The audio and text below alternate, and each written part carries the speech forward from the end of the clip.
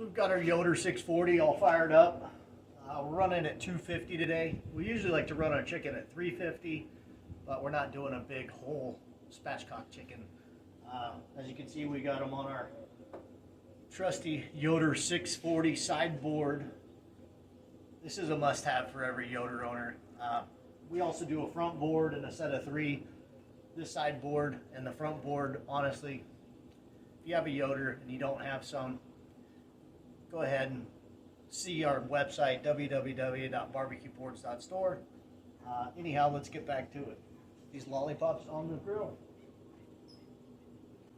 Most of the time we like to cook in the upper right of the Yoder. It seems to be the best smoke flavor, as well as seems to be the hottest.